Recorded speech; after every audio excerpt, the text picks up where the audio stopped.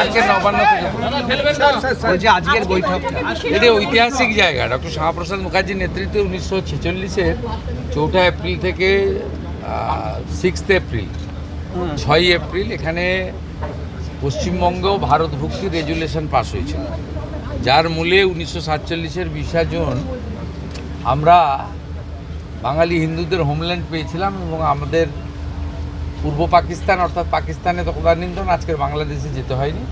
আমরা পশ্চিমবঙ্গে ভারতে বসবাস করছি আজকে।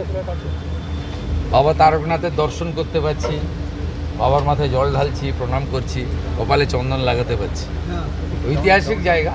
এখানে আমরা তারকেশ্বরে যেহেতু ডক্টর শ্যামাপ্রসাদ মুখার্জি রেজুলেশন নিয়েছিলেন সেই জায়গা এবং সামনে 20 জুন এটা নিয়ে আমাদের কিছু পরিকল্পনা আছে। যেহেতু আগামীকাল ক্যাবিনেট আছে সেহেতু ক্যাবিনেটের আগে আমার পক্ষে মুখ্যমন্ত্রীর পক্ষে কোনো সিদ্ধান্ত ঘোষণা করা ঠিক নয়। কালকে ক্যাবিনেট মিটিংয়ের পরে আমি নবান্নতে আপনাদের জানি। কিন্তু এরকম একটা পবিত্র জায়গা দীর্ঘদিন এমন একজনকে করেছিল যাতে এখানকার মানুষের ট্রাস্টি বোর্ডের মাথা। এখনও ট্রাস্টি বোর্ড ডিফাঙ্ক হয়ে আছে। আমি আজকেই মাননীয় মন্ত্রী অগ্নিমিত্রা পাল এবং প্রধান সচিবকে নির্দেশ দেব যে এখানে একজন এডিএম আছেন অনুজ প্রতাপ, তাকে আমরা প্রশাসক করছি।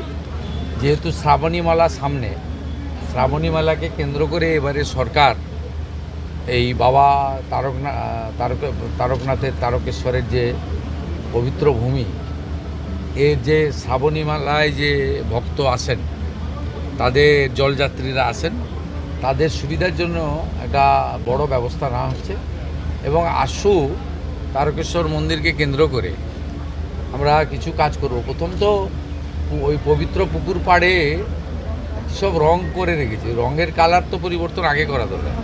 ওগুলো ঠিক আধ্যাত্মিক বা সাত্বিকতা বা আমাদের সংস্কৃতির সঙ্গে মানানসই রং নয়, ওটা আগে করতে হবে। চোখে লেগেছে।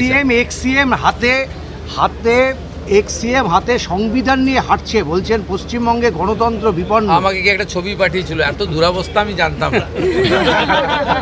এত দুরাবস্থা, এক ঝুড়ি লোক, 150টা লোক আসেনি। আপনারা তো সাংবাদিকরা গেছেন 200 জন মতো, আপনার 200টা সাংবাদিক না থাকলে তো আর করুণ অবস্থা। তারপরে রাজ্যসভা লোকসভা মিলিয়ে এতগুলো এমপি শুনলাম, 3টে এমপি গেছে, 6 জন এমএলএ গেছে। ও দলটার অবস্থা ফলতার মতো হয়ে গেছে। কোনো বিধায়ককে 20 বার পর্যন্ত ফোন করছেন যুবরাজ সেই দলের কোট আনকোট, যে তারা অসুস্থ শুনেছিলাম। ফোনে করেছেন এরকম। অসুস্থ হলে ফোন করা যায় নাকি? স্যালাইন টেলাইন কিসব চলছে?